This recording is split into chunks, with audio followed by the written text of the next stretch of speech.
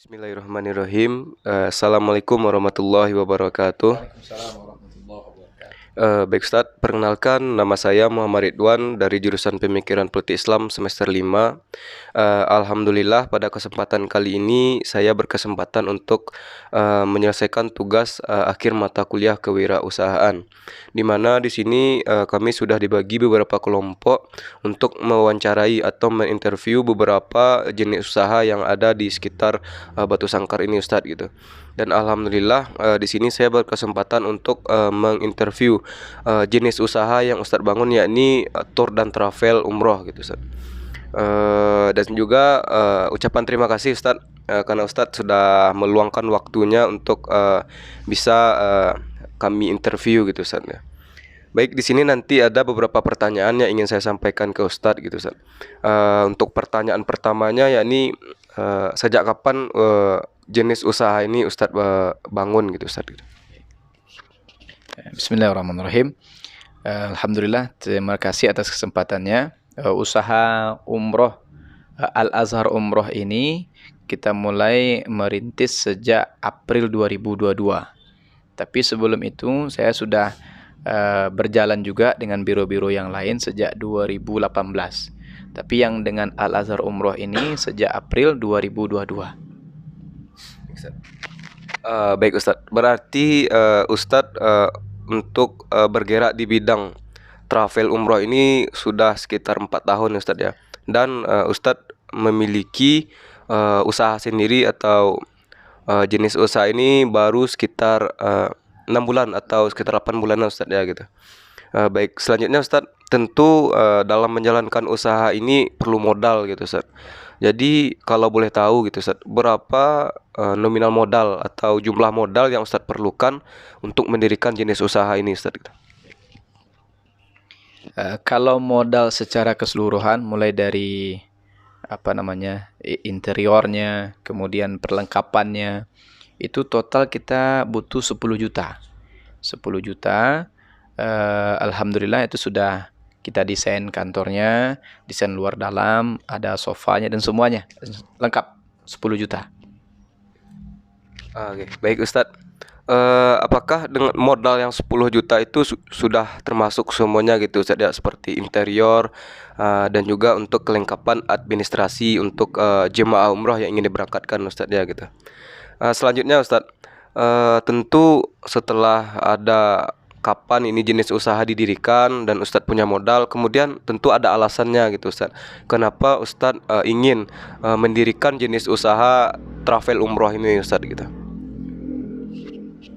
Jadi tujuan kita bergerak di bidang umroh ini pertama karena memang saya basicnya penceramah, saya ustadz, saya penceramah. Jadi kita sudah ceramah dari mimbar ke mimbar, dari majelis ke majelis. Saya lihat persentase perubahan masyarakat itu tidak terlalu signifikan. Sedangkan ada peluang dakwah yang lebih besar, yaitu dengan umroh. Jadi ketika kita membawa jemaah umroh, mereka 10 hari siang dan malam itu bersama Ustadz. Artinya kita dakwahnya jalan dua, ada dakwah qauliyah, ada dakwah fi'liyah. Tapi kalau kita pergi ceramah ke masjid, mereka tidak tahu apakah kita tahajud, duha atau tidak. Tapi yang mereka tahu kita ustaz, kita ceramah. Tapi ketika kita membawa jemaah umroh, mereka melihat kita, oh ustaz ini begini ibadahnya, begini-begini. Jadi insyaAllah tingkat keberhasilan dakwahnya lebih besar ketimbang dari ceramah-ceramah dari mimbar ke mimbar. Apalagi kita lihat jemaah ini mengeluarkan uang yang cukup banyak untuk berangkat umrah. Kalau sekarang 33 juta, itu kalau dibagi dalam 10 hari di sana 3 juta sehari, 3.300.000. Kalau 3.300.000 mereka gunakan hanya untuk tidur di hotel yang empuk, jalan-jalan ke sana ke sini, mereka tidak beribadah, maka sungguh sangat rugi. Rugi waktu, rugi uang. Maka kemarin terakhir kita bawa jemaah itu di bulan November. Ada Pak Haji, dia dari Solo, sudah balik berapa kali umroh. Kita bilang, Pak Haji, berapa biaya? 33 juta. Berapa hari di sini? 10 hari. Coba dibagi, berarti 3.300.000. Kalau Pak Haji hanya tidur-tidur main-main, lebih baik pulang. Akhirnya Pak, alhamdulillah, bismillah, beliau menjadi satu-satunya jemaah yang khatam Al-Quran selama 10 hari di sana. Masya Allah. Oke baik Ustadz. Berarti salah satu alasan Ustadz mendirikan jenis usaha ini sebagaimana dari awal Ustadz basicnya memang di penceramah untuk dakwah gitu Ustadz ya. Berarti dengan Ustadz mendirikan jenis usaha ini Ustadz dapat plus sekaligus ya, bisa secara kauliyah dan juga secara fi'liyah gitu Ustadz ya. Selanjutnya Ustadz tentu dalam setiap usaha ada jenis usaha yang berdiri sendiri, dikelola sendiri dan juga dibantu dengan karyawan gitu Ustaz. Di sini apakah usaha yang Ustaz bangun ini Ustaz memiliki karyawan sendiri atau memang langsung Ustaz yang mengelola sendiri gitu Ustaz? Kalau di Al-Azhar Umroh, kantor perwakilan Batu Sangkar, kita ada grup namanya. Jadi kita tidak pakai karyawan, tapi kita pakai grup. Dan grup itu memiliki tingkatan dan beban kerja masing-masing. Yang pertama kita punya pembina, Haji Afrizon SAG. Yang kedua punya tour leader namanya Bobby Pranata. Baru di bawahnya ada Mutoif, ada perwakilan. Jadi kita kerjasama, cuman untuk mengelola manifest jamaah, itu kita dapat jamaah mendaftar, kita kumpulkan, kita serahkan ke kantor pusat. Nanti kantor pusat yang membuat manifest data jemaah. Jadi secara keseluruhan, kalau untuk kerang kita karyawan bersama. Siap. Baik Ustaz, berarti untuk usaha Ustaz ini tidak ada karyawannya Ustaz, berarti langsung berbentuk grup Ustaz ya gitu. Kerja bersama. Baik Ustaz. Selanjutnya ini Ustaz, tentu dalam setiap menjalankan usaha ini tidak langsung berjalan dengan jadi gitu Ustaz ya. Sekali dibangun langsung jadi kan sedikit nggak mungkin juga Ustaz ya. Tentu ada hambatan atau tantangan yang Ustaz lalui gitu Ustaz. Mungkin bisa Ustaz jelaskan apa saja mungkin Ustaz selama mendirikan usaha ini ada beberapa tantangan atau hambatan yang sedikit memperlambat pergerakan untuk mendirikan usaha ini Ustaz. Hambatan halangan mendirikan bergerak di bidang ini, pertama sudah jelas kalau tukang sayur, maka kompetitornya juga tukang sayur juga. Kalau kita bergerak di bidang umroh, sudah pasti kompetitor kita juga yang bergerak di bidang umroh juga. Jadi kalau kita fokus ke sana, maka kita tidak akan jalan. Maka saya pribadi lebih fokus ke kita saja, niat kita. Kemudian alhamdulillah saya juga bisa mendesain sendiri. Kemudian juga kita aktif di media sosial, kita juga aktif di lapangan dengan ceramah-ceramah. Maka semua hambatan itu kita tepis dengan cara menyibukkan diri kita saja dan fokus dengan usaha kita. Nah, hambatannya ada juga, ada fitnah juga ada. Kemudian usia kita yang masih muda juga kan. Kemudian juga membuat orang percaya berangkat umroh dengan kita itu tidak semudah membalikkan telapak tangan. Butuh usaha yang sangat luar biasa kan. Tapi alhamdulillah, biiznillah kita terus. Awalnya berat memang, berat karena memang biasanya jemaah ini agak fanatik dengan ustadznya. Ustadz tua-tua biasanya. Nah, apalagi kita baru kemudian muda dan memang tidak mudah membuat orang percaya dengan kita gitu. Tapi alhamdulillah kita rutinkan, kita bangun timnya, kita buat promosinya secara masif ke masyarakat. Alhamdulillah bismillah Allah berikan juga kepercayaan kepada masyarakat untuk berangkat umroh dengan kita. Baik Ustaz. Berarti memang setiap usaha yang dibangun itu memang ada tantangan atau hambatannya gitu Ustaz.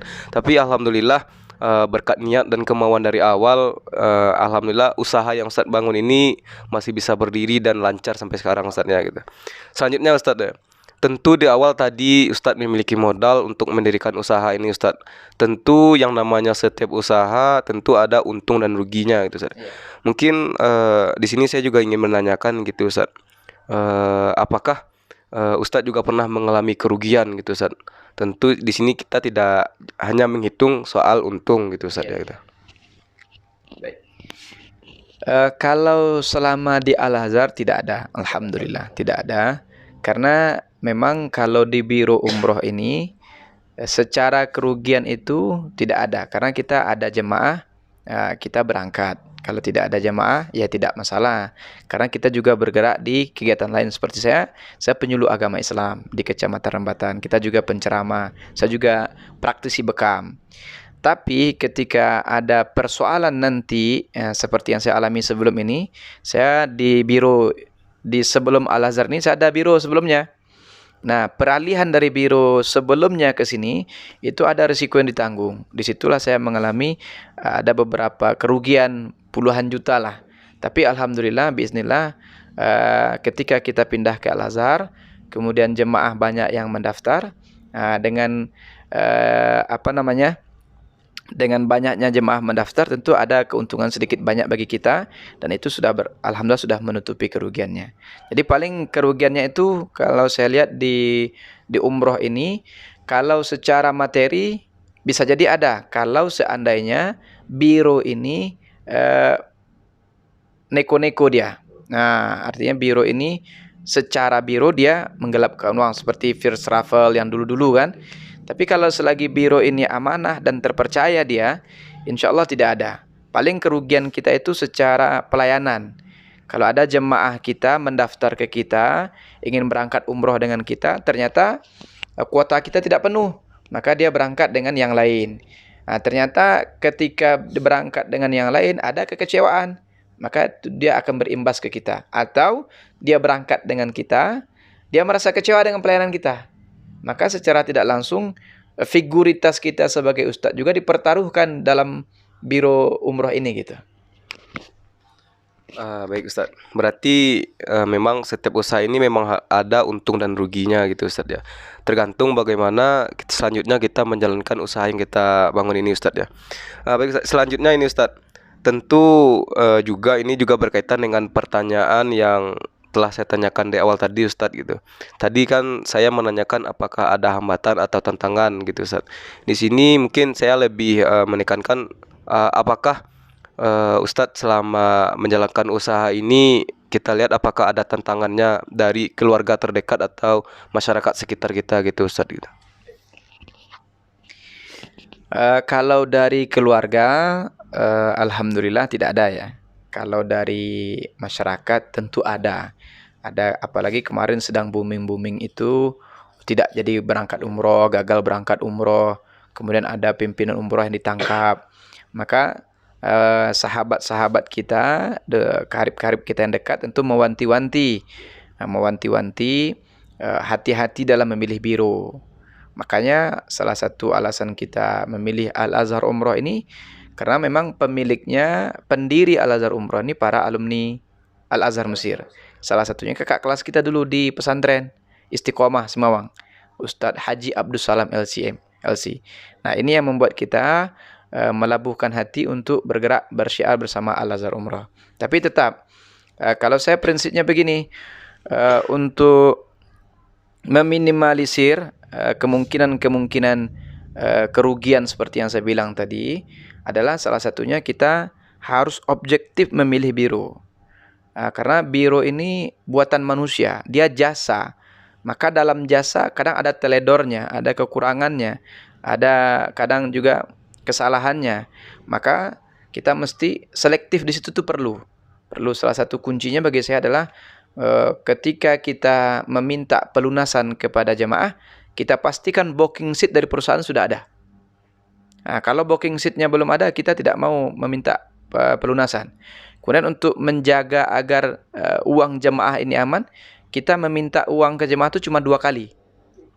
Pertama pendaftaran. Pendaftaran itu kalau normalnya 5 juta, kita sekarang minta cuma 2.500.000. Kalau ada yang mau bayar 5 juta juga boleh. Nah, pelunasannya nanti sebulan sebelum berangkat ketika booking seat sudah keluar. Artinya tidak ada tambahan dalam perjalanan, tidak ada. Nah, ini kita jelaskan kepada jemaah agar kita yang ustadz mengumpulkan di sini aman, biro aman, jemaah juga aman. Seperti itu. Oke, baik Ustadz. Ini Ustadz terakhir, untuk pertanyaan terakhir gitu Ustadz. Mungkin kami selaku mahasiswa sekarang kalau untuk berusaha ini kan sedikit takut gitu Ustadz, dengan berbagai alasan yang dilihat oleh mahasiswa di luar gitu Ustadz. Mungkin di sini kami mau meminta motivasi atau semangat dari Ustadz supaya kami yang selaku mahasiswa ini juga bersemangat untuk membentuk usaha atau bekerja sama dengan jenis usaha yang telah ada gitu Ustaz. Kalau dari Ustadz, yang pertama itu PD, percaya diri. Apapun yang kita tekuni, apapun yang kita bentuk usaha kita, yang pertama kita mesti PD dengan usaha kita. Ini saya dapat ilmu dari Ketua Rakik Macu Asyifa, Rakik Kacang Asyifa di Pagaruyung. Jadi rakik kacang ini dibanding yang lain dia harganya agak tinggi. Saya tanya, kenapa berani menjual harga tinggi sedangkan yang lain sudah mulai menurunkan harga? Dia bilang, saya percaya dengan kualitas barang saya. Barang saya ini enak. Jadi orang kalau mau enak ya harus bayar tinggi. Itu yang pertama. PD, percaya diri dengan usaha kita. Apapun usaha kita, kalau kita percaya diri, insya Allah. Karena percaya diri kita itu mempengaruhi konsumen untuk datang ke kita. Nah, yang kedua, saya juga dapat ilmu dari Bang Budi. Dia pengusaha Ampera rumah makan di Pekanbaru dia. Dia bilang begini, di antara penyebab anak muda ini lambat suksesnya adalah dia memakai ilmu koncek, ilmu kata. Kata ini kan dia suka lompat-lompat. Usaha ini sekarang sebulan 2 bulan tak jalan, pindah lagi. Akhirnya apa? Waktu bertambah, usia bertambah, ketetapan tidak ada. Maka pesan Ustadz kepada Ridwan yang masih muda, ada satu usaha yang ditekuni, terus jalani, jatuh bangun di sana. Insya Allah, satu usaha yang kita tekuni, kita pede, kita istiqomah, insya Allah jadi. Nah, yang ketiga, kuncinya adalah kuasai pasar. Kuasai pasar itu diantaranya hari ini kita lihat apapun jenis usaha, promosinya bukan lagi dari rumah ke rumah, bukan. Tapi langsung kepada pelanggan melalui media sosial. Media sosial. Kita lihat sekarang banyak orang buka warung nasi di tengah sawah, di tempat-tempat yang jauh. Tapi orang ramai ke sana. Dari mana orang bisa ramai datang? Dari media sosial. Saya juga alhamdulillah ini sejak bulan April, sekarang sudah Desember, udah lebih sekitar 100 jemaah lebih sudah mendaftar ke kita. Jadi di antara mereka banyak mengatakan itu dari media sosial. Maka anak-anak muda mesti jangan gaptek, kemudian harus melek media sosial. Media sosial itu harus dikuasai. Instagram, YouTube, kemudian Facebook, kemudian juga ada TikTok dan lain sebagainya. Apalagi di handphone ini ada namanya duplikat aplikasi. Jadi saya sarankan Adinda nanti belajar bagaimana promosi by media sosial. Orang bangun tidur itu handphone dilihat. Kalau ada orang yang pergi keluar dari rumahnya, dia punya 2 hal yang penting, handphone dan dompet. Ketika dompetnya tinggal, dia tidak balik lagi ngambil. Tidak apa-apa, aman. Tapi ketika handphonenya yang tinggal, dia pasti balik. Ya kan? Dan orang kalau buka handphone yang pertama dia buka itu media sosial. Itu sudah pasti. Maka itu, jadi yang pertama PD, yang kedua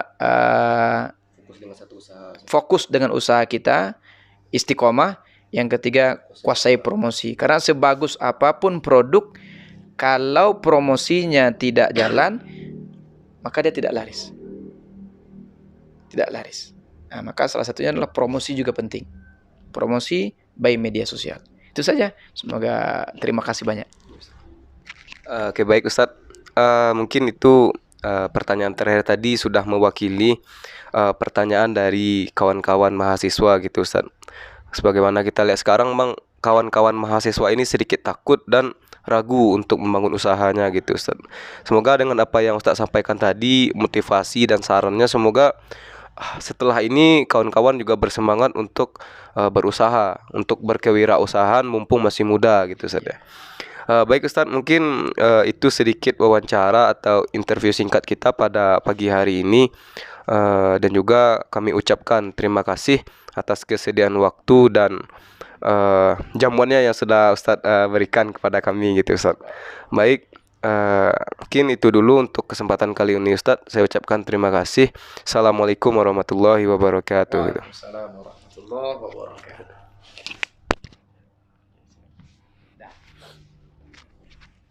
menit semua.